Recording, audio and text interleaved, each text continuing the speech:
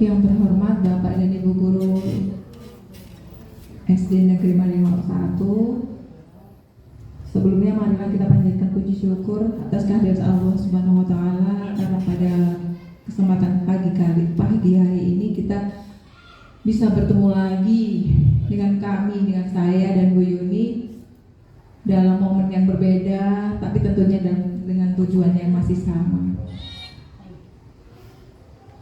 Salawat dan salam marilah kita panjatkan kepada junjungan kita Nabi Muhammad SAW. Bapak dan Ibu yang saya hormati, sebelumnya saya haturkan terima kasih, permohonan maaf juga karena saya harus mengganggu waktu panjenengan.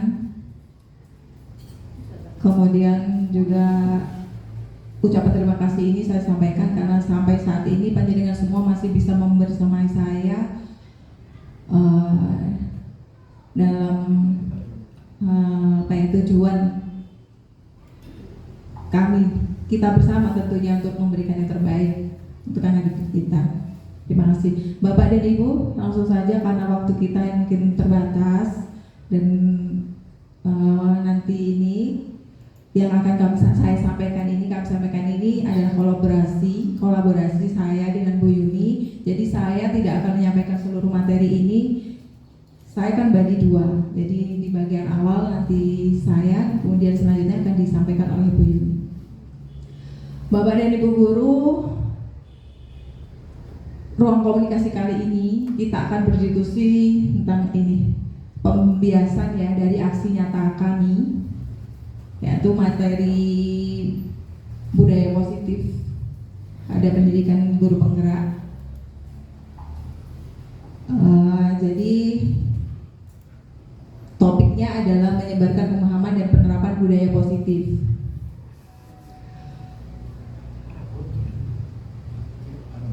Ya, ini adalah latar belakangnya.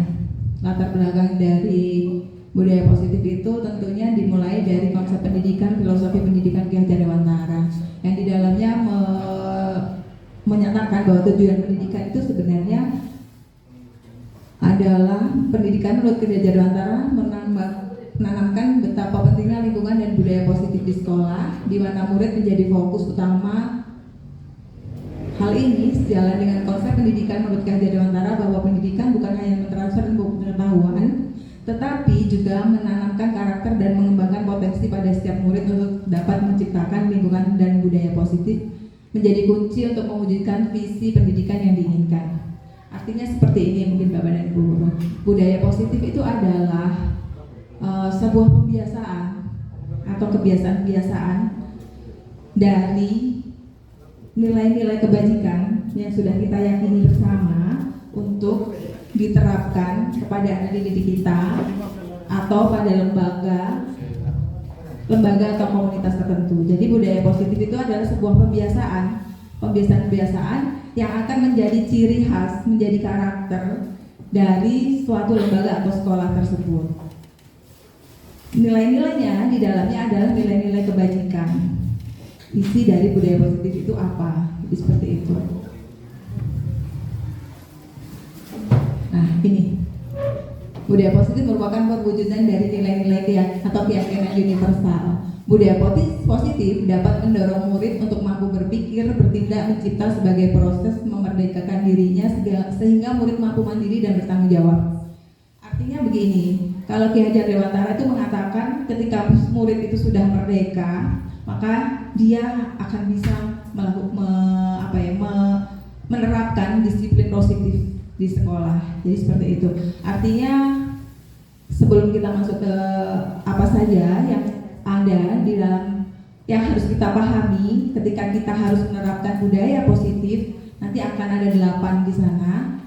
Tentunya yaitu tadi budaya positif, nilai-nilai kebajikan yang diterapkan dalam suatu lembaga yang akhirnya akan menjadi ciri khas atau karakter dari lembaga tersebut. Ini Bapak Ibu konsep inti dari budaya positif tersebut. Di sini ada 8. Jadi ketika kita atau sebuah lembaga ingin menerapkan budaya positif tersebut, maka kita sebagai guru atau warga sekolah, semua yang ada di dalam sekolah tersebut, kepala sekolah, guru, stakeholder, siswa, itu harus memahami ini dulu. Jadi kita, utamanya kita sebagai guru yang nantinya akan mengarahkan anak didik kita, bagaimana sih kita bisa membentukkan budaya positif itu di sekolah. Jadi ada ini tahapannya yang harus kita pahami, Bapak dan Ibu. Yang pertama di situ adanya satu, perubahan paradigma belajar. Yang kedua adalah nilai-nilai kebajikan. Ketiga, motivasi perilaku manusia. 4, keyakinan kelas. 5, disiplin positif. 6, kebutuhan dasar manusia. 7, posisi kontrol dulu. Dan 6, segitiga restitusi. Artinya apa saja sih yang harus kita pahami, langkah-langkah apa saja yang harus kita mungkin ya kita terapkan, kita coba untuk bisa mewujudkan budaya positif tersebut. Harapannya kita bisa mempunyai kebiasaan yang kita sebut budaya positif untuk sekolah ini, seperti itu. Jadi yang pertama adalah paradigma baru, pembelajaran dengan paradigma baru. Hal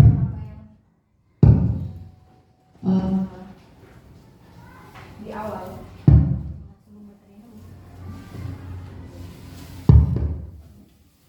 jadi yang pertama adalah pembelajaran paradigma baru yang harus kita pahami dulu sebelum kita untuk mengetahui apa saja. Jadi di awal ini pembelajaran dengan paradigma baru adalah pembelajaran dengan paradigma merupakan pembelajaran yang dirancang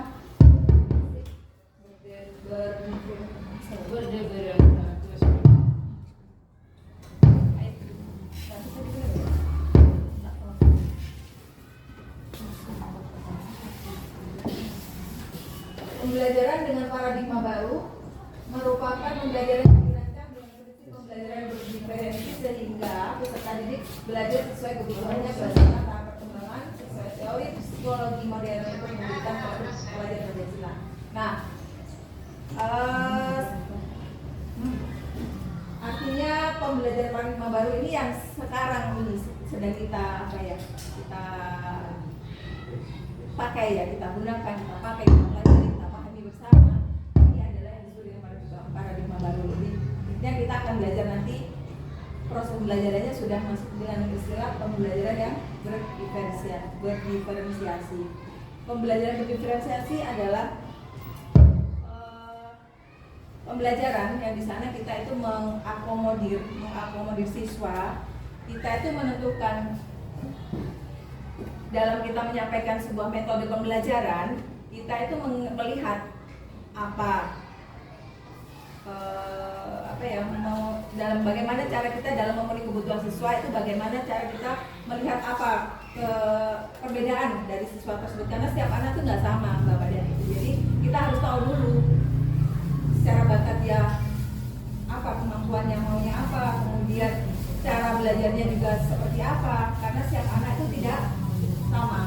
Ada anak yang tidak bisa kita belajar dengan menggunakan visual, anak tidak bisa untuk mendengarkan saja, bahkan anak juga tidak bisa dengan membaca. Itu adalah dari pengertian atau definisi dari pembelajaran berdiferensiasi. Tapi kali ini saya tidak akan menjelaskan bagaimana proses pembelajaran berdiferensiasi tersebut. Ini hanya sebagai gambaran saja untuk melangkah pada budaya positif tersebut. Kita harus tahu ini dulu. Kemudian yang kedua,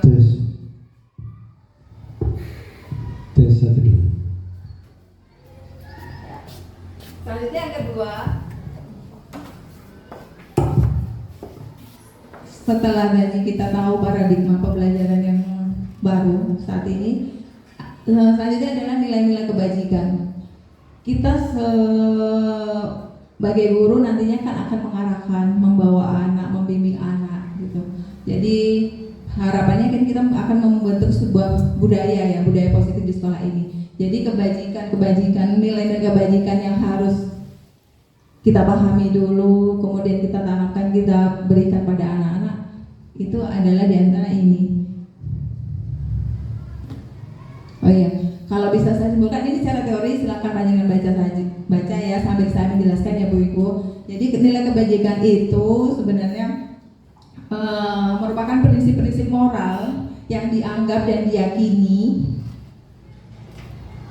benar oleh satu budaya atau lingkungan sekolah tersebut. Nah, di dalamnya biasanya di sana terdiri dari ada nilai kejujuran, di sana ada keadilan, ada toleransi, kemudian ada rasa syukur, keselamatan, kemudian integritas, kasih sayang, rajin, berkomitmen, percaya diri, kesabaran, dan keamanan. Itu diantaranya. Jadi nilai-nilai kebajikan itu yang akan menjadi dasar kita dalam melakukan nanti yang namanya ada di belakang, nanti Bu Yuni akan menjelaskan disiplin positif itu.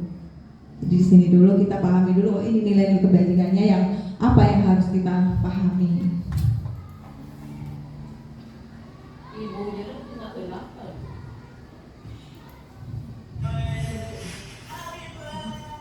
Ya. Selanjutnya Bapak dan Ibu adalah bagaimana motivasi perilaku manusia. Motivasi perilaku manusia ini adalah setiap perilaku manusia itu pasti didasarkan oleh motivasi. Di antaranya di situ ada 3. Ketika kita sebagai orang ketika hendak melakukan sesuatu atau perbuatan, itu pasti ada motivasinya. Jadi seperti itu. Jadi kita harus kenal dulu apa motivasi dari perilaku kita atau orang tersebut, orang lain. Apalagi kita sebagai guru, kita akan melihat anak ini melakukan perilaku ini, pasti dia ada motivasinya. Jadi ada 3 yang seperti ini Bu, Ibu, Bapak dan Ibu. Yang pertama untuk menghindari ketidaknyamanan atau hukuman. Kemudian atau saya jelaskan dulu ya. Untuk menghindari ketidaknyamanan atau hukuman ini artinya seseorang ketika melakukan sesuatu perbuatan berperilaku, dia bisa dibilang, saya mengatakan ini tendensi, dia tendensius, dia melakukan sesuatu untuk menghindari ketidaknyamanan atau hukuman. Nah, ini motivasi perilaku yang pertama. Ini teori ini berdasar menurut Diana Gosen ya Bu Yuli, kalau nggak William Glasser ya. Jadi ada 3 ini. Jadi kita harus pahami ini dulu. Kemudian yang kedua, untuk mendapatkan imbalan atau penghargaan dari orang lain. Nah, yang kedua pun ini juga, ini merupakan motivasi yang masih tendensi menurut saya. Jadi artinya 2 motivasi ini adalah yang kita sebut sebagai motivasi eksternal dari seseorang. Kemudian yang ketiga, untuk menjadi orang yang mereka inginkan, motivasinya adalah ketika seseorang melakukan perbuatan atau perilaku, motivasinya adalah untuk menjadi orang yang mereka inginkan dan menghargai diri sendiri dengan nilai-nilai yang mereka percaya.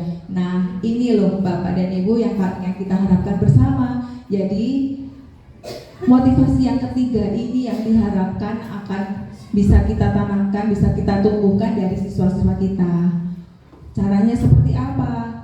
Kita sebagai guru harus bisa merangsang, menstimulus, menumbuhkan motivasi internal ini. Karena kalau motivasi yang 2 di atas, yang pertama dan kedua itu jelas motivasinya karena faktor dari luar, dari eksternal, karena paksaan, karena takut. Ini endingnya kita bisa dikatakan tidak bisa untuk mewujudkan atau menerapkan budaya positif tadi ketika anak-anak atau siswa kita itu tidak memiliki motivasi dari dalam dirinya. Bisa dipahami ya Bapak dan Ibu? Ya, saya lanjutkan. Nah, jadi tugas kita gitu. Makanya bagaimana cara membuat seorang anak itu bisa menumbuhkan motivasinya dari dalam.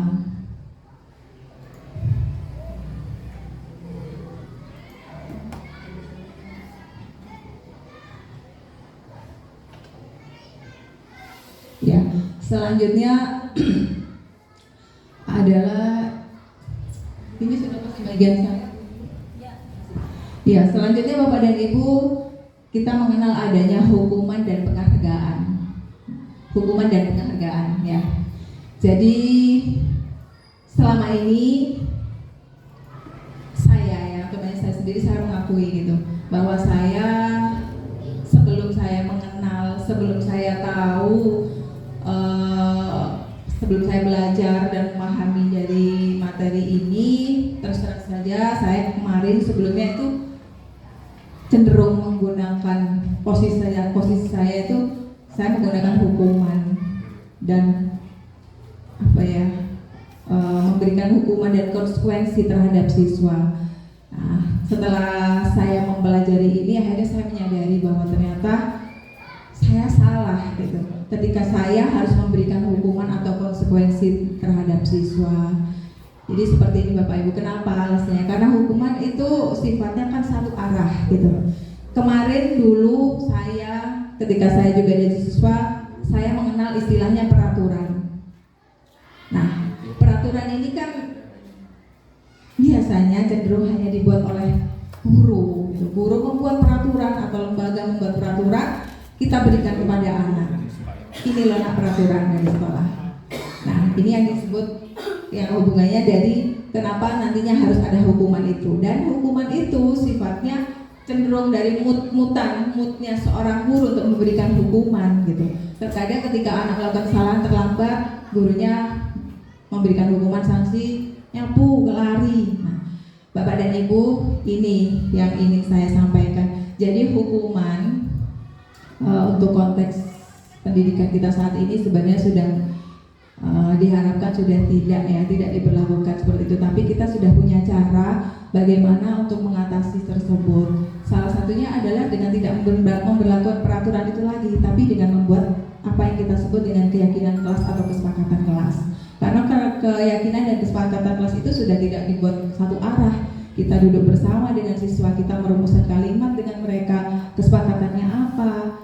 Nah, di situ juga akan kita sebutkan konsekuensinya. Dan konsekuensi ini diharapkan tidak bertentangan dengan apa pelanggaran atau perbuatan kesalahan yang sudah mereka lakukan. Jadi misalkan anak tersebut suka mengganggu teman atau merampas makanannya, konsekuensinya apa? Minta maaf. Jadi seperti itu. Kemudian untuk proses kita bisa melakukan bagaimana menumbuhkan kesadaran pada diri anak agar bisa memahami dalam menerapkan keyakinan kelas. Nanti akan disampaikan Bu Yuni pada materi segitiga restitusi. Kemudian kalau konsekuensi Bapak Ibu ini terencana disepakati sesuai peraturan, murid tetap dibuat tidak nyaman, sikap guru memonitor murid selalu iya. Sama, konsekuensi mungkin lebih ringan ya, kalau hukuman itu lebih ke fisik, bentakan, atau bahkan diskriminasi yang mendiskreditkan anak, itu tidak di hukuman itu. Kalau konsekuensi masih sama, masih di situ masih ada kamu ketika kamu salah ini kamu menghafal ya, misalnya seperti itu. Itu sebenarnya masih diharapkan masih jangan dulu kita melakukan konsekuensi gitu, karena ada cara yang paling ideal di sini itu sebenarnya adalah restitusi. Jadi cara yang ketiga ini Bapak dan Ibu guru, karena dianggap kalau saya sebenarnya kemarin ya, makanya itu akhirnya saya aku ngajar salah terus kayaknya mendidik siswa kayak gitu, memberikan hukuman juga memberikan konsekuensi. Tapi kalau konsekuensi mungkin masih boleh kita berikan di kelas gitu, karena nggak mungkin anak itu asalkan konsekuensi itu bersifat positif, nggak apa-apa seperti itu. Tapi ada cara yang paling tepat lagi, yaitu menggunakan restitusi ini. Restitusi adalah proses menciptakan kondisi bagi murid untuk memperbaiki kesalahan atau proses yang kolaboratif mengajarkan murid untuk mencari solusi sendiri. Nah, ini yang kita harapkan. Jadi ketika kita menemukan siswa kita bermasalah atau melakukan pelanggaran, kita temui dia, kita panggil dia. Nah, di sana restitusi ini akan mencarikan solusi bagaimana si anak tersebut sehingga dia tumbuh kesadarannya bahwa dia itu salah gitu, tanpa kita memberikan hukuman ataupun kita memberikan konsekuensi. Nanti ada tahapannya bagaimana kita bisa melakukan restitusi terhadap siswa, akan dijelaskan lebih lanjut oleh Bu Yuni. Artinya kesimpulannya ketika anak sudah kita bawa, kita hanya memberikan apa ya, kalimat-kalimat untuk memancing dia gitu, tanpa adanya. Jadi anak tuh dia tidak merasa untuk diancam, dia tidak merasa untuk disuruh ketika dia salah. Kita tahu dia salah, kamu harus benar, kamu harus seperti ini. Itu sudah tidak ada. Kita hanya kembalikan lagi kepada mereka. Nanti ada tahapannya dijelaskan oleh Bu Yuni.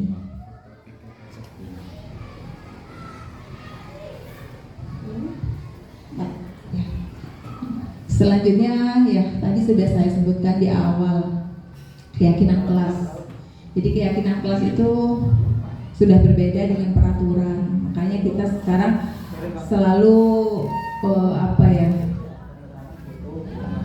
mengembalikan masalah atau pelanggaran yang terjadi di kelas pada keyakinan kelas yang sudah disepakati bersama. Jadi dengan adanya keyakinan kelas ini, Bapak dan Ibu, saya kan sudah juga mempraktekkan gitu di kelas. Ketika ada keyakinan kelas seperti ini,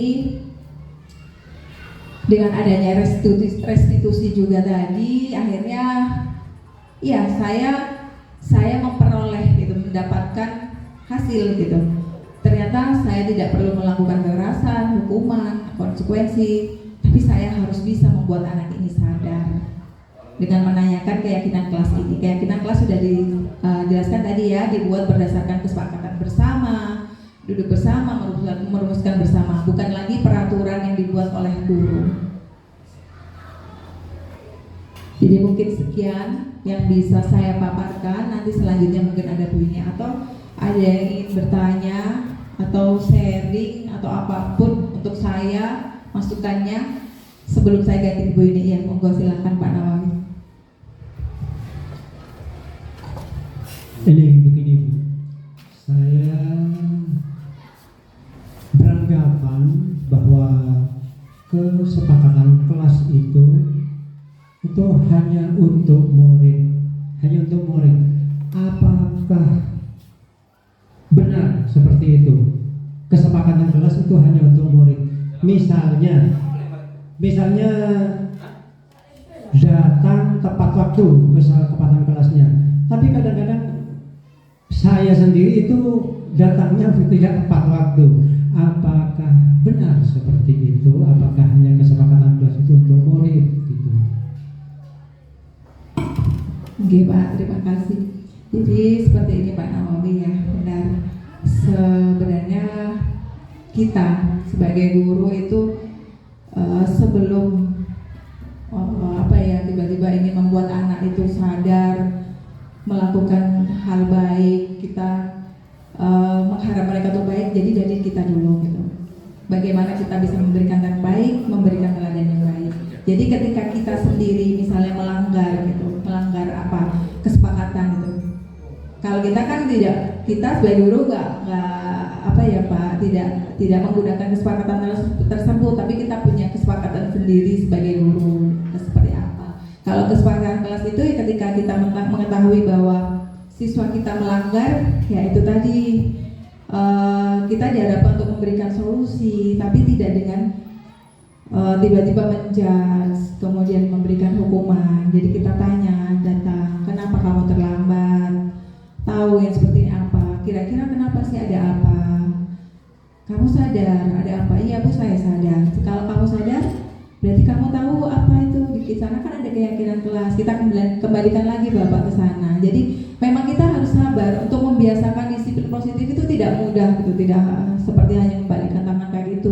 Jadi butuh proses Pak Nawawi. Seperti yang disampaikan tadi, kalau gurunya masih kurang ya tetap kita yang dulu yang harus memberi teladan yang baik. Jadi seperti itu Pak Nawawi. Sudah Pak? Iya. Ada lagi? Sudah. Kalau nggak ada, saya akhiri dari saya. Terima kasih. Mohon maaf jika ada kesalahan dan kekurangan. Wassalamualaikum warahmatullahi wabarakatuh.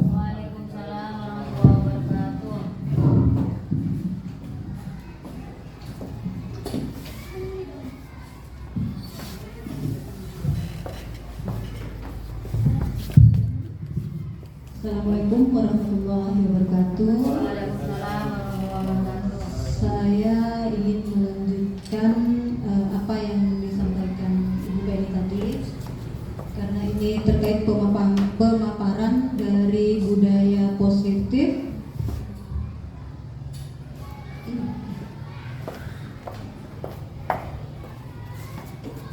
Selanjutnya adalah disiplin positif.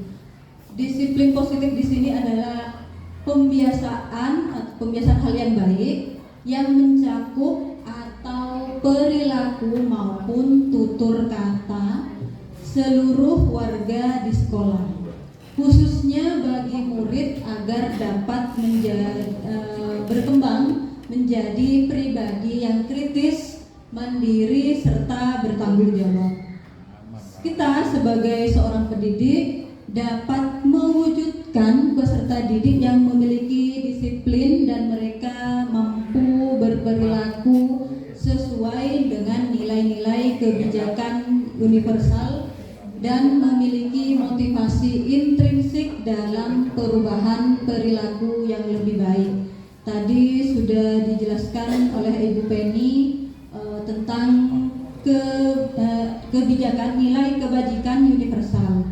Nah, nilai kebajikan universal itu hendaknya kita yakini oleh kita sendiri dan juga oleh murid agar murid memiliki kesadaran dari dalam diri, dari intrinsiknya, begitu, motivasi intrinsik. Jadi murid berperilaku bukan karena ingin dipuji atau ingin mendapatkan perhatian dari orang lain, tetapi karena kesadaran dirinya. Itu adalah disiplin positif. Kemudian selanjutnya adalah kebutuhan dasar manusia. Setiap manusia memiliki kebutuhan dasar, yaitu segala sesuatu yang kita lakukan untuk mendapatkan apa yang kita inginkan. Kebutuhan manusia itu ada 5, ya. Yang pertama adalah bertahan hidup, kemudian rasa kasih sayang dan rasa diterima, kemudian penguasaan, kebebasan dan kesenangan. Jadi manusia itu kebutuhan dasarnya yang pertama bertahan hidup. Di antaranya adalah makan, tempat tinggal, pakaian, keamanan dan kesehatan. Yang kedua, manusia membutuhkan kasih sayang dan rasa diterima, seperti rasa diterima, dipedulikan, berbagi, bekerja sama, menjadi bagian dari kelompok. Kemudian adalah penguasaan. Penguasaan itu menghargai diri, ya, keinginan untuk dianggap, kemudian memimpin dan berprestasi, diakui dan didengar. Itu adalah penguasaan. Ketika manusia ingin harga diri, kemudian keinginan memimpin dan berprestasi adalah berarti kebutuhan dasarnya adalah penguasaan. Kemudian adalah kebebasan. Kebebasan itu rasa mandiri, memiliki pilihan, mencoba hal baru, kemudian mampu mengendalikan dirinya. Berarti kebutuhan dasar manusia itu adalah kebebasan. Sedangkan kesenangan adalah bermain, kemudian humor, antusias, nah itu adalah kebutuhan dasarnya adalah kesenangan.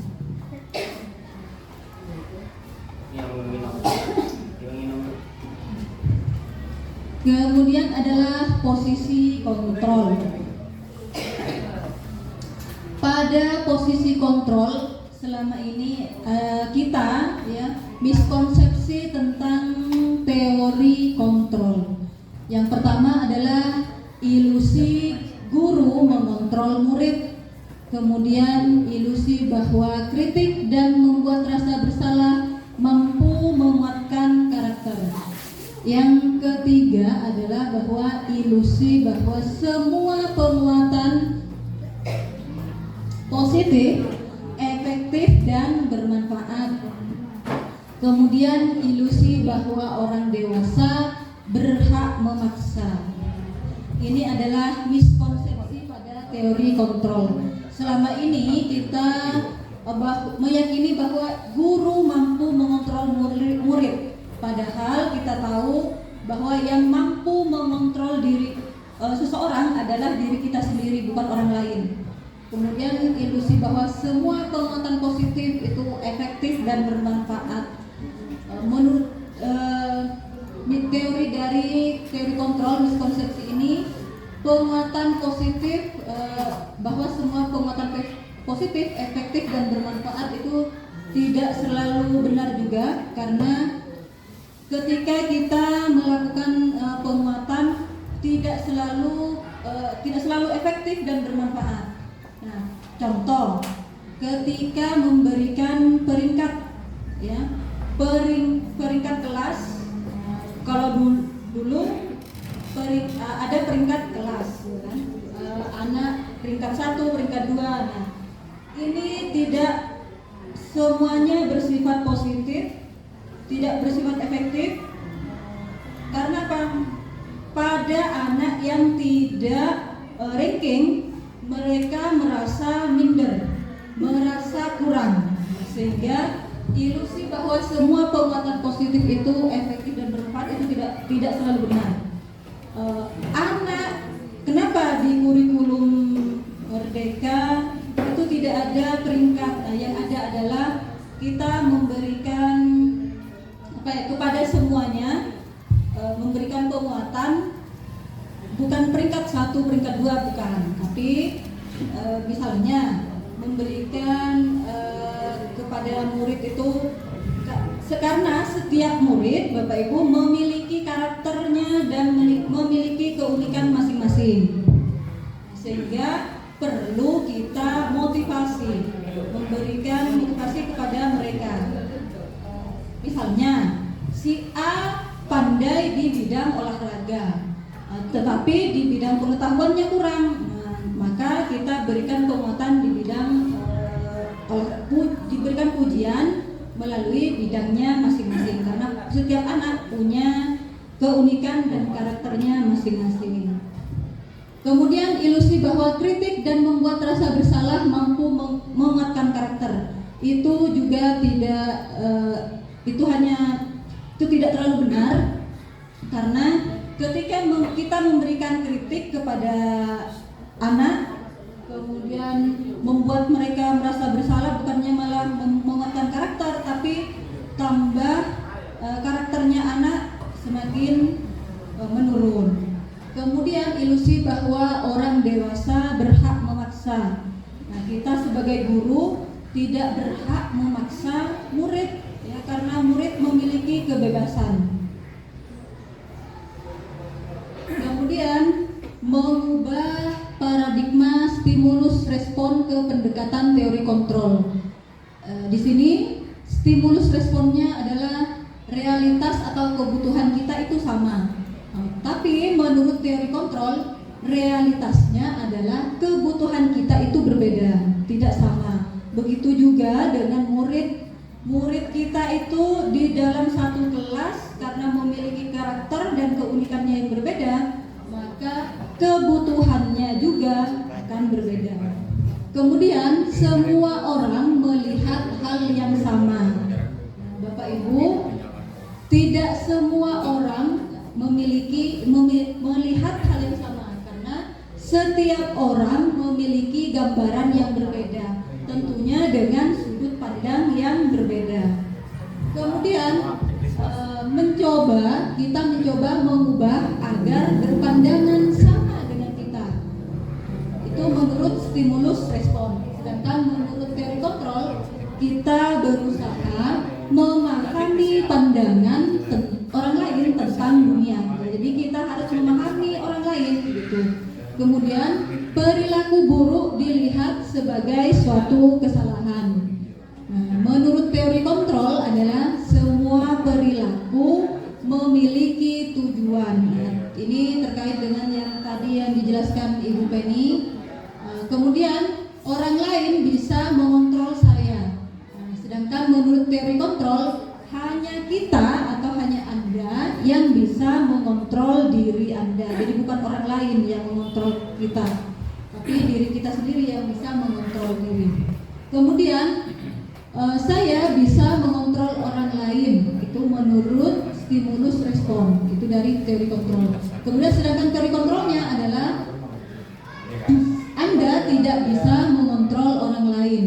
Kemudian pemaksaan pada saat bujukan gagal, kolaborasi dan konsensus menciptakan pilihan-pilihan yang baru.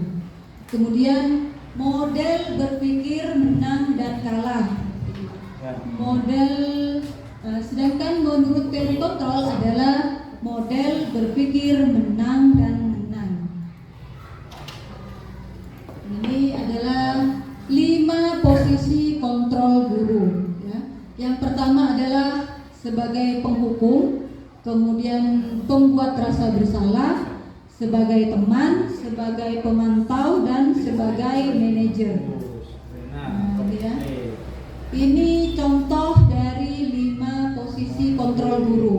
Yang pertama adalah posisi penghukum.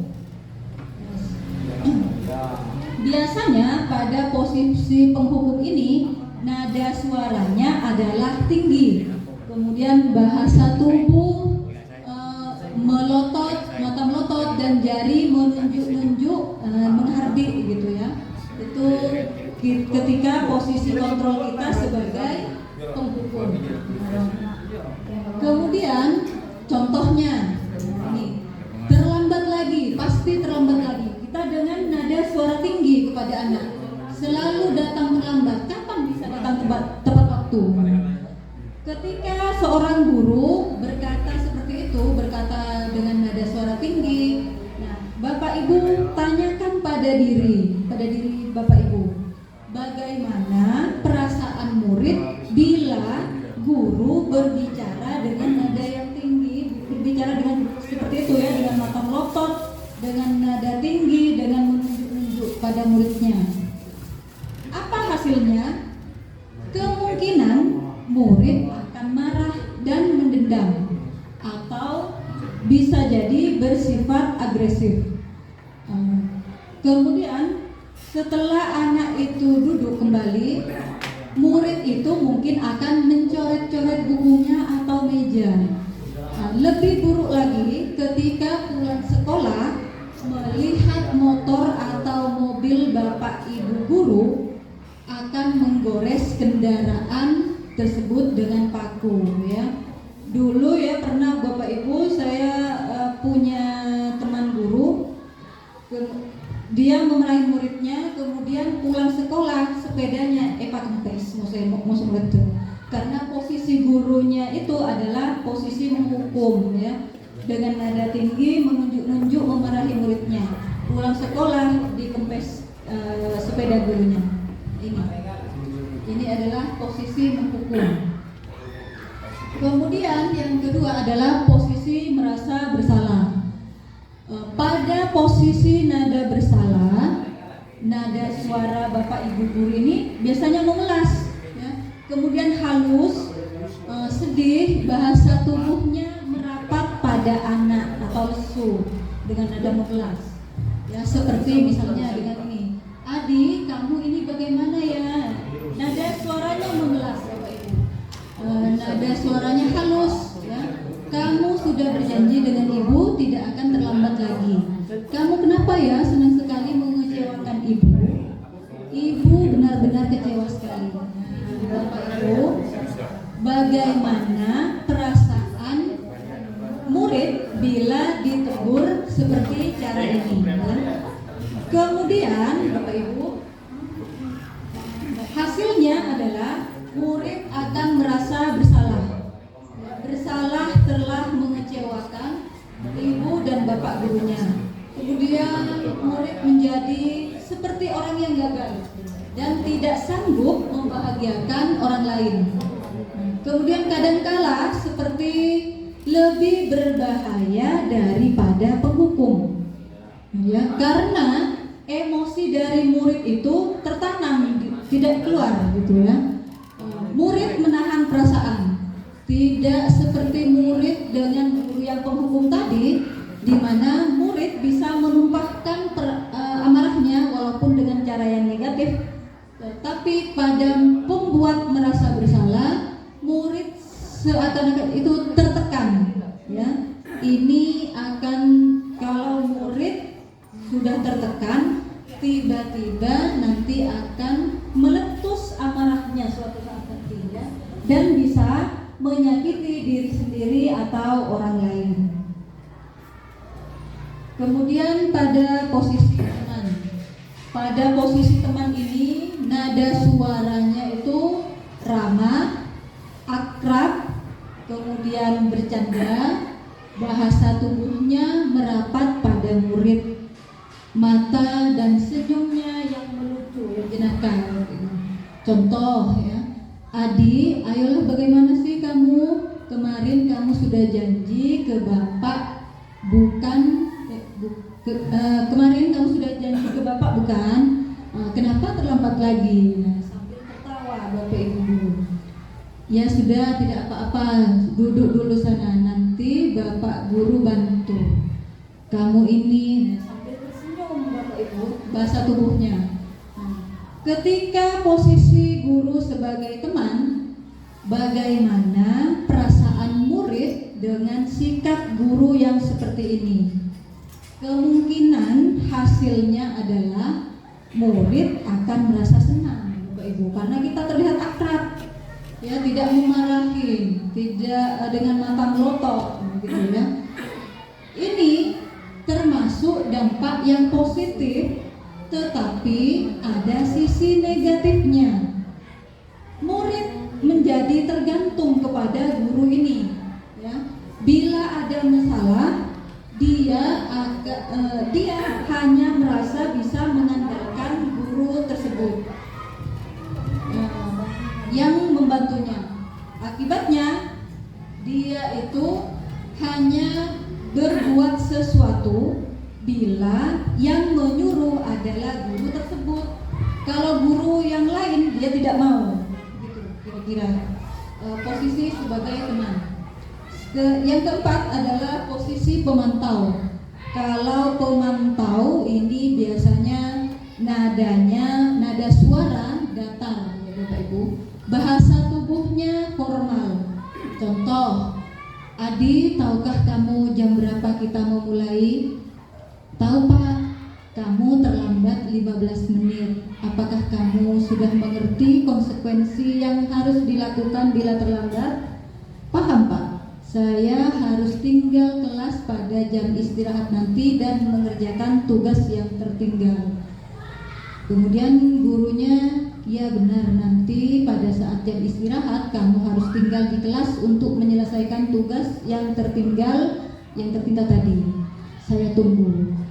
Ketika guru berada di posisi pemantau dengan nada suara yang datar, bahasa tubuh yang formal, kira-kira perasaan murid diperlakukan seperti ini itu hasilnya seperti apa?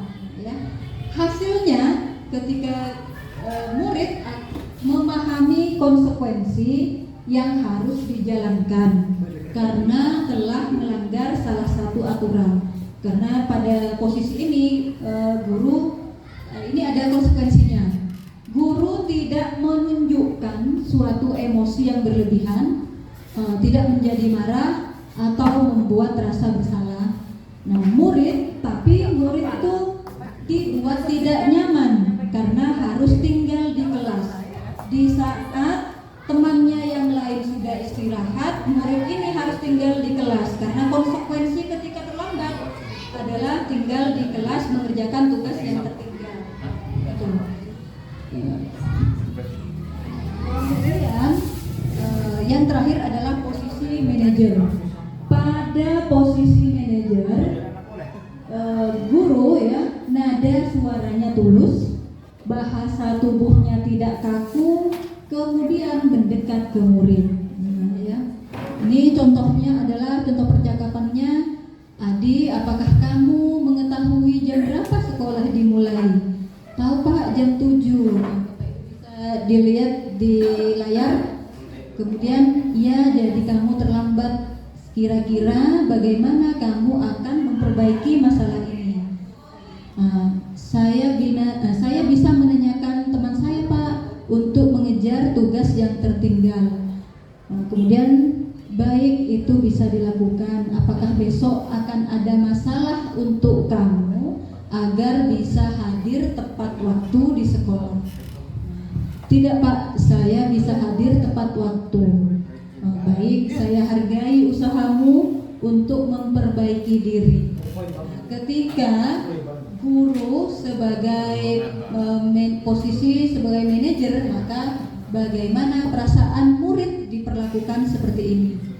Nah, hasilnya pada posisi manajer ini, suara guru kan pada posisi manajer, suara guru sebaiknya kan tulus ya, tidak perlu marah, tidak perlu meninggikan suara, apalagi menunjuk-nunjuk jari, berkaca pinggang atau bersikap-sikap seolah menyesal, tampak sedih, kemudian bersenda gurau, menempatkan diri sebagai teman bagi murid. Pada posisi manajer ini, fokus ada pada murid, bukan untuk membahagiakan guru atau orang tua.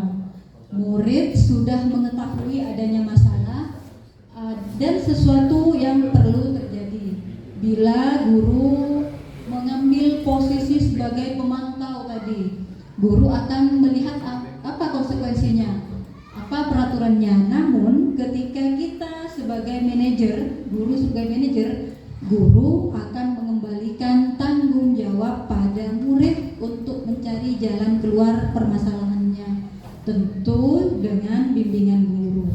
Nah, ketika murid berbuat kesalahan, pada posisi manajer ini, guru tidak memberikan konsekuensi, tapi kita memberikan murid yang harus tahu solusinya, yang memberikan solusi sendiri. Ketika terlambat atau ketika terlambat tadi seperti ini, maka solusinya apa dari murid? Mungkin malam-malam pada malam hari tidurnya tidak terlalu malam. Itu mungkin salah satu solusinya. Kemudian ketika mungkin murid tidak atau sedang di kelas mencontek, nah maka guru karena murid berbuat kesalahan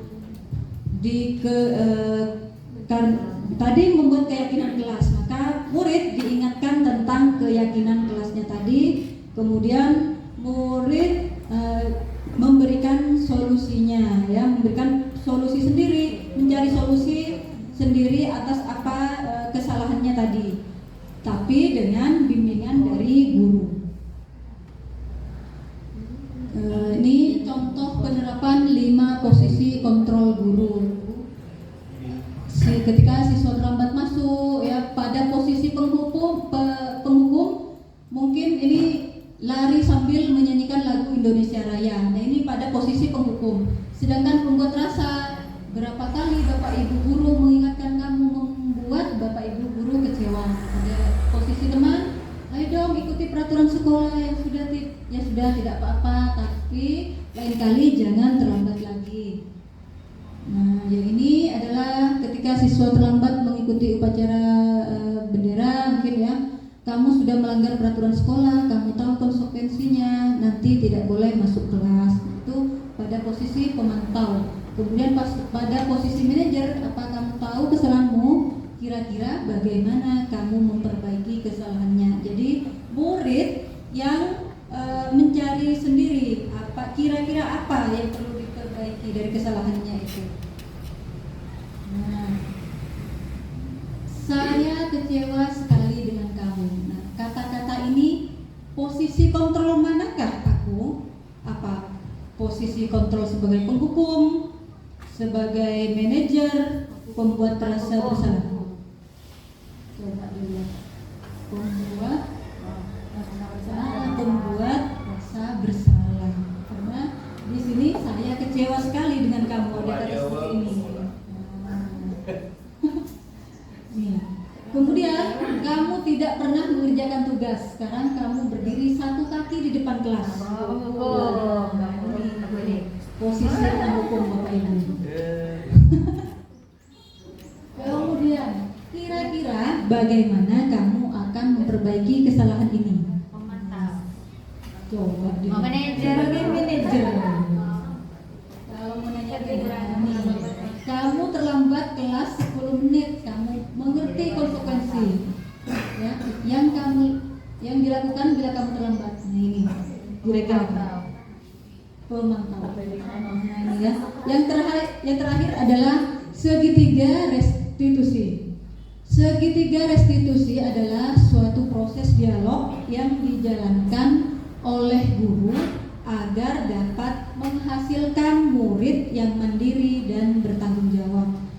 Nah, Bapak Ibu, ketika murid kita melakukan kesalahan, kita bisa menggunakan proses ini. Ada namanya segitiga restitusi. Ya. Dari segitiga restitusi ini, yang pertama adalah menstabilkan identitas, kemudian validasi tindakan yang salah, kemudian menanyakan keyakinan. Pada menstabilkan identitas, ya, ini biasanya kata-katanya, ini menstabilkan identitas itu berdasarkan prinsip membuat kesalahan adalah bagian dari proses pembelajaran. Contohnya ketika pada menstabilkan identitas ini adalah kata-kata yang bisa disampaikan guru adalah berbuat salah itu wajar. Kemudian tidak ada manusia yang sempurna. Bapak Ibu juga pernah melakukan kesalahan. Kemudian Bapak Ibu tidak mau mencari siapa yang salah, tapi mencari solusi dari permasalahan ini. Ya, kemudian yang terakhir adalah kamu berhak merasa begitu. Ini contoh dari ketika menstabilkan identitas. Kemudian validasi tindakan yang salah. Pada proses ini adalah berdasarkan prinsip setiap perilaku berupaya memenuhi suatu kebutuhan tertentu. Nah, kata-katanya bisa kamu pasti punya alasan kenapa kamu melakukan itu. Kemudian padahal kamu bisa melakukan hal yang lebih buruk dari itu. Ini terjadi pada ketika kita sudah pada validasi tindakan yang salah. Kamu patut bangga karena melindungi sesuatu yang penting buat kamu. Kemudian kamu melakukannya karena melindungi sesuatu yang penting. Nah, ini pada validasi tindakan yang salah. Kemudian adalah dari segitiga restitusi ini adalah menanyakan keyakinan. Pada proses ini berdasarkan pada prinsip teori kontrol bahwa dasarnya kita termotivasi secara intrinsik. Seperti yang sudah dijelaskan tadi, kita ingin murid kita itu motivasinya dari dalam diri, dari motivasi intrinsik, bukan dari luar, bukan karena ingin dipuji atau takut karena dihukum. Ya. Pada menanyakan keyakinan ini, contoh kata-katanya mungkin seperti ini. Apa keyakinan kelas kita? Kemudian nilai-nilai apa yang telah kita sepakati? Kemudian seperti apa gambaran kelas ideal menurut kamu dan kamu ingin jadi orang seperti apa? Nah, ini adalah teori segitiga restitusi, Bapak Ibu. Nah, kita sebagai pendidik hendaknya dalam menerapkan disiplin positif mampu merefleksi dirinya dalam posisi kontrol saat ini.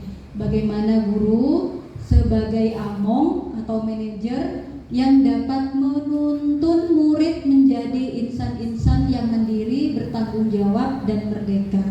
Nah, Bapak Ibu, tadi sudah dijelaskan 5 posisi kontrol. Nah, dulu mungkin saya sering ya sebagai posisi penghukum, bentak-bentak ya, tapi mungkin masih ada sedikit. Hendaknya posisi kontrol sebagai penghukum ini mungkin dihilangkan, diganti dengan yang lain. Ya. Memang dianjurkan sebagai manajer. Kemudian dalam penyelesaiannya menggunakan segitiga restitusi. Karena itu menurut saya segitiga restitusi sangat tepat untuk menyelesaikan masalah anak-anak didik kita. Terima kasih. Assalamualaikum warahmatullahi wabarakatuh. Mungkin ada yang perlu ditanyakan.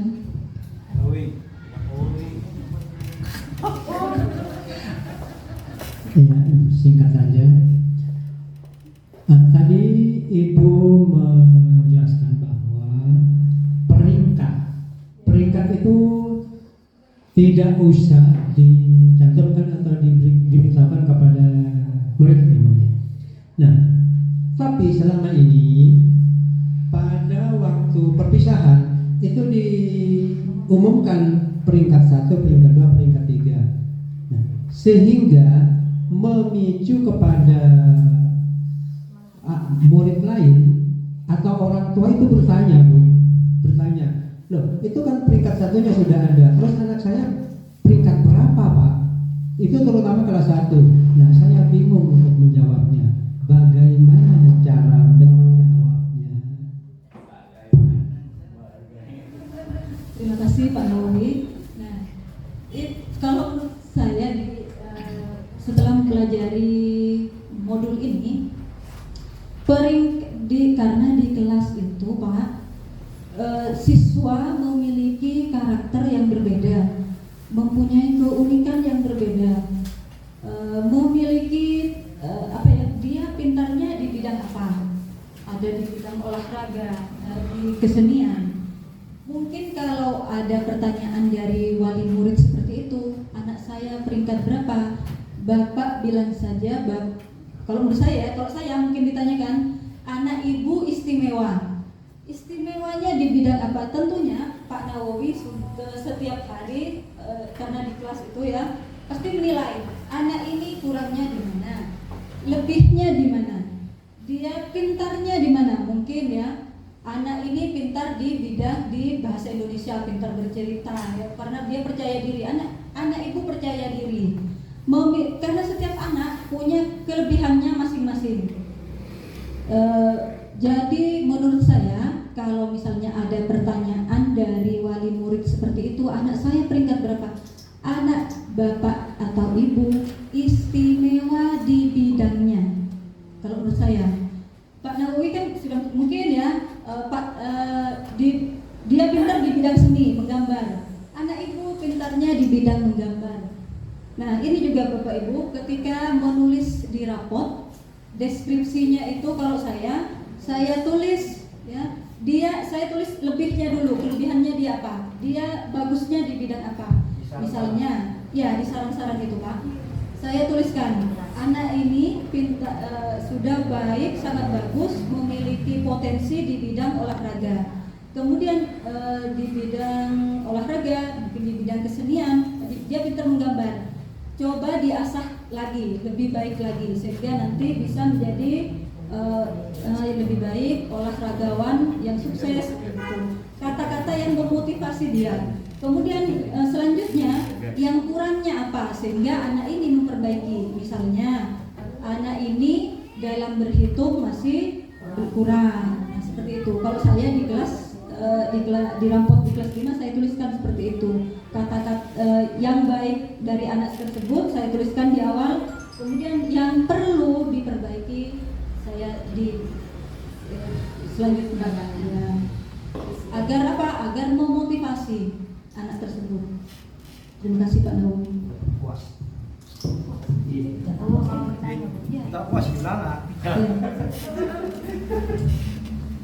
Pertanyaan saya Bu Yuni, tadi dijelaskan tentang penerapan segitiga restitusi dalam disiplin positif.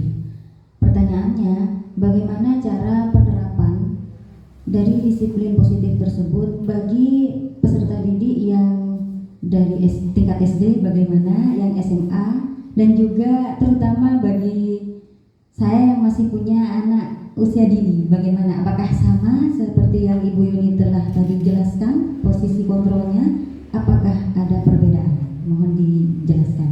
Terima kasih. kasih Bu Vino.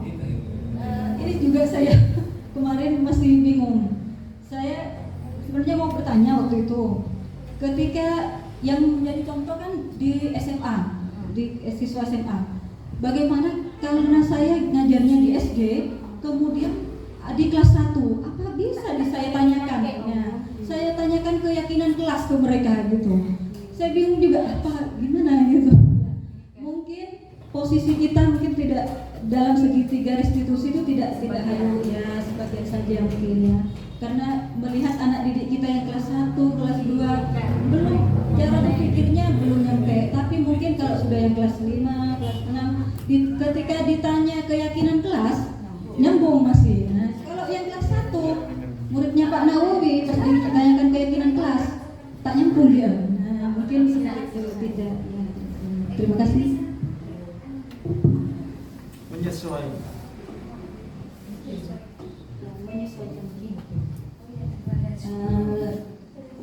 Demikian dari pemaparan tentang budaya positif dari saya dan Bu Penny. Mau menambahkan? Ya. Ya. Bapak Ibu, kita sebagai guru hendaknya mulai menerapkan pembiasaan dari budaya positif di sekolah kita agar anak didik kita menjadi lebih baik, ya, bertanggung jawab, kemudian mandiri, menjadi insan-insan yang mandiri. Nah, terima kasih Bapak Ibu atas waktunya. Wassalamualaikum warahmatullahi wabarakatuh.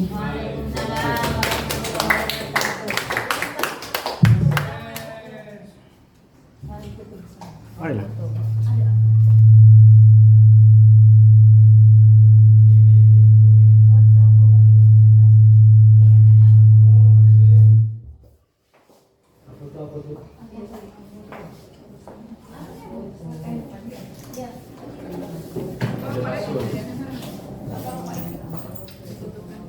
Selamat pagi Kafa, apa kabar Kak? Saya baik, Bu. Alhamdulillah. Kafa, tahu nggak kenapa harus duduk di sini diajak ngobrol Penny? Nggak tahu, Bu. Nggak tahu. Beneran nggak tahu kenapa dipanggil? Nggak tahu. Oh, nggak tahu. Ya jadi begini ya Nak. Dari kemarin beberapa hari Ibu sudah mendapatkan data informasi dari teman-temanmu sendiri, dari beberapa anak malah mengatakan bahwa Kafa suka mengganggu mereka dengan cara mengambil makanan mereka, jajan mereka. Dan ini kata teman-temanmu tidak hanya berlangsung 1-2 kali, tapi sering kamu lakukan yang seperti itu terhadap mereka. Meminta jatah jajannya mereka, bukan uang tapi lebih ke makanan yang mereka beli itu diminta, harus dikasih ke kamu, diminta semua. Sekarang Ibu nanya kebenarannya, benar itu Kafa melakukan seperti itu? Iya, benar. Benar. Oh ya, bagus, berarti Kafa sudah mengakui ya kalau Kafa benar melakukan itu. Iya. Bentar. Sekarang selanjutnya kalau Ibu mau nanya lagi, tentunya Kafa punya alasan kenapa sampai melakukan yang seperti itu terhadap temannya. Saya cuma ingin bercanda dan saya cuma usil aja, Bu. Tapi saya sadar kalau itu kesalahan saya. Sadarnya kenapa? Karena tiba-tiba dipanggil Bu Penny ini ya. Ngerti kalau aku diingetin bahwa kenapa gitu. Iya. Sadarnya ini. Kemarin belum sadar. Jadi karena dianggapnya sama Kafa sebuah bercandaan, usil. Tapi ternyata tahu kalau itu yang dilakukan tidak benar sama dengan salah. Sekarang tahu kalau sudah salah, Kafa harus apa? Harus meminta maaf sama teman-teman. Harus meminta maaf. Harus apa Nak? Meminta maaf. Meminta maaf sama teman-teman. Bagus, benar ya. Ketika sudah tahu, sadar bahwa pernah melakukan kesalahan, hal pertama yang dilakukan harus meminta maaf. Sekarang Ibu tanya lagi satu. Kalau sudah meminta maaf, apa yang harus Kafa lakukan? Saya akan mengganti makanan yang saya minta pada teman-teman. Iya. Selain itu lagi ada yang lebih benar lagi. Tidak apa? Tidak akan mengulangi kesalahan. Iya, itu. Kalau masalah mengganti, mungkin temannya udah ikhlas, nggak apa-apa. Ada hal yang penting harus dilakukan. Ada 2, apa tadi yo yang dikatakan Kava sendiri? 1, Minta maaf. 2, Tidak mengulangi kesalahan lagi. tidak mengulangi kesalahan yang sama. Ya, jadi udah sadar, yakin, tidak mengulangi lagi. Ya. Nah, ibu senang kalau udah kayak gini. Jadi nggak boleh lagi ya nak ya melakukan hal-hal yang dianggap itu sebuah kesalahan, kemudian yang akan merugikan orang lain. Jangan ya, berusaha. Jadi udah tahu harus ngapain dengan dirinya sendiri. Udah pintar. Sekian ya, terima kasih udah mau menyampaikan ini, udah jujur, sudah baik untuk kamu. Sudah, boleh istirahat sana. Ya, makasih ya. Ya Bu. Halo Ayu, selamat pagi. Apa kabar? Alhamdulillah, saya baik, Bu. Alhamdulillah. Ayu tahu kenapa dipanggil ibu ke sini? Nggak tahu. Tidak tahu. Oh, nggak tahu ya. Begini Ayu, ibu mendapatkan laporan dari guru PJOK Pak Randy. Kemudian ibu sendiri mengamati, ibu sendiri beberapa kali memang melihat, memperhatikan Ayu. Nah, berdasarkan laporan dari Pak Randy mengatakan bahwa Ayu beberapa kali tidak ikut pembelajaran PJOK, berturut-turut 4 kali. Benar Ayu? Benar. Memang kemarin Bu Penny melihat beberapa kali tuh dari kantor, kalau kalian olahraga itu perhatikan kenapa Ayu itu yang nggak ikut. Dia masih Bu Penny. Kemudian ditambah ada laporan dari Pak Randy tersebut. Jadi benar laporan tersebut ya? Benar, Bu. Iya benar. Ibu boleh nanya nak? Boleh? Iya. Iya. Kira-kira kenapa alasan Ayu, kok Ayu sampai berturut-turut 4 kali tidak mengikuti pembelajaran PJOK? Karena baju saya kekecilan, saya malu bilang sama Pak Randy dulu. Malu karena bajunya kecilan. Jadi alasannya ke Pak Randy bilang apa nak? Saya bilang tidak enak badan. Oh, Ayu bilang Ayu gak enak badan. Ayu berapa kali? Seingat Ayu tidak mengikuti pembelajaran itu. Kalau 4 kali. Berarti benar ya yang diungkapkan Pak Randy ya. Berarti Ayu 4 kali sudah tidak ikut pembelajaran PJOK. Alasannya karena seragam olahraga udah kekecilan. Yang mau menyampaikan malu, jadi beralasan sakit. Ya udah. Ini ya nak. Gimana pun sikap yang sudah Ayu ambil itu, ibu tanya, itu menurut Ayu salah atau benar? Salah. Salahnya di mana Ayu? Ayu Karena saya berbohong. berbohong. Oh, pintar, bagus. Ibu senang sekali kalau ada anak yang jujur kayak gini. Nanti tahu nah, ini loh yang ibu maksud. Ternyata di balik itu semua Ayu punya keberanian untuk menyatakan bahwa mengakui bahwa dirinya ternyata saya berbohong Bu, tidak jujur. Bagus nah, ini malah nilainya. Nah, sadar udah Ayu kan ya bahwa Ayu kenapa berbohong karena harus berbohong karena Ayu malu mau menyampaikan ke Pak Randy yang sebenarnya. Ya. Sekarang udah tahu, gak apa-apa. Ibu malah senang ketika tahu ada siswa yang seperti ini. Mau jujur, mau mengatakan sebenarnya, mengakui kesalahannya. Artinya Ayu sudah mengakui kesalahan Ayu? Sudah, iya. Kemudian kalau kamu sudah tahu bahwa itu salah, apa yang harus dilakukan oleh Ayu? Minta maaf. Minta maaf. Minta maaf. Minta maaf sama siapa nanti? Pak Randy. Nanti menemui Pak Randy, dijelaskan Bapak, saya minta maaf. Sebenarnya alasannya baju saya kekecilan, seperti itu ya. Jadi udah tahu kan apa apa yang harus dilakukan? Apa nak? Harus ngapain nanti? Minta maaf, terus bagaimana? Tidak mengulangi kesalahan lagi. Ya, nanti segera menemui Pak Randy ya, mengatakan sebenarnya ya. Ya sudah, cukup. Ada yang ingin disampaikan lagi Ayu sama Ibu? Ya, udah. Terima kasih ya nak. Terima kasih, udah jadi anak baik, jadi tahu harus seperti apa. Minta maaf dan tidak mengulangi kesalahan. Coba diucapkan sendiri. Iya Bu, saya mau minta maaf dan tidak mau mengulangi kesalahan. Iya Bu, saya mau minta maaf dan tidak ingin mengulangi kesalahan itu lagi. Ya, sudah. Terima kasih. Boleh istirahat.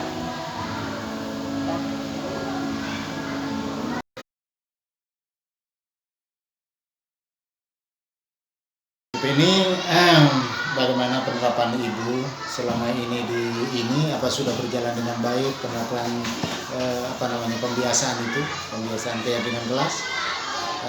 Menurut hemat saya pembiasaan yang dilakukan itu kurang maksimal sehingga perlu adanya secara kontinu dilaksanakan manakala Ibu berada di kelas. Sebelum pembelajaran ini mulai, mengingatkan anak bagaimana apa yang sudah disepakati anak di kelas agar kesepakatan itu berjalan dengan baik sehingga kelas menjadi kelas yang kondusif dan pembelajaran menjadi efektif. Dan selanjutnya berpihak kepada murid pembelajaran tentu begitu Ibu. Terus kaitannya dengan pengambilan keputusan C3 restitusi, alhamdulillah Ibu sudah melakukan dengan baik. Semoga kedepannya Ibu juga terus ada tindak lanjut manakala ada sesuatu yang kira-kira membuat kondisi perlu yang dilakukan C3 restitusi terkait dengan anak, silakan Ibu lakukan dengan Ibu ya, dengan anak sehingga anak kedepannya bisa terbentuk karakter ya siswa yang baik, yang biasa menjalankan ibadah, biasa menjalankan belajar tepat waktu, masuk tepat waktu, itu Ibu ya. Terus yang terakhir kaitannya dengan pembiasaan 5S itu ya Bu ya. Pembiasaan 5S itu alhamdulillah sudah berjalan dengan baik. Ya mudah-mudahan ke depan Ibu dengan adanya C3 restitusi terus keyakinan kelas dan pembiasaan 5S akan selalu membawa perubahan yang lebih baik untuk STM Manding Lok 1. Ya, kira itu Ibu yang menurut saya, umar balik saya kepada Ibu sehingga ke depan Ibu bisa memberikan motivasi yang terbaik untuk sekolah ini. Saya akhiri, Assalamualaikum warahmatullahi wabarakatuh. Waalaikumsalam warahmatullahi wabarakatuh. Terima kasih Bu Penny telah menyampaikan materi mengenai diseminasi budaya positif di sekolah kami, yang mana mungkin untuk persiapan Bu Penny ini ya alhamdulillah kalau saya lihat sudah penyampaian materinya sudah baik. Mudah-mudahan juga ada tindak lanjut berikutnya bagaimana menindaklanjuti apa yang telah diterapkan oleh Bu Penny itu. Mudah-mudahan kedepannya anak itu bisa juga berpikir positif mengenai apa tindak lanjutnya ya di situ ya. Sikap-sikapnya, sikap positif juga ada di situ. Serta biasanya itu ada kesepakatan kelas Bu Penny itu di situ ya. Mudah-mudahan nanti di situ juga anak bisa mengikuti atau mengikuti aturan yang ada di kelas itu nanti Bu Penny itu, sehingga Bu Penny nanti bisa dianggaplah sedikit sukses lah ya, bisa dikatakan sukses dalam penerapan bukan cuma di materinya tetapi di tindak lanjutnya juga ya Bu Penny ya. Tolong itu juga diperhatikan dan saya yakin Bu Penny pasti bisa, soalnya saya lihat belakangan ini sudah ada peningkatan Bu Penny dari kemarin-kemarinnya itu. Mudah-mudahan ini karena amanah juga dalam pendidikan Bu Penny itu sebagai calon JGP, guru penggerak, di mana Bu Penny itu ingin lebih dari yang biasa-biasa, bahkan harus punya nilai plus ketimbang guru yang lain. Itu cuma harapan saya untuk Bu Penny. Mudah-mudahan ada tindak lanjut ya. Terima kasih. Wassalamualaikum warahmatullahi wabarakatuh.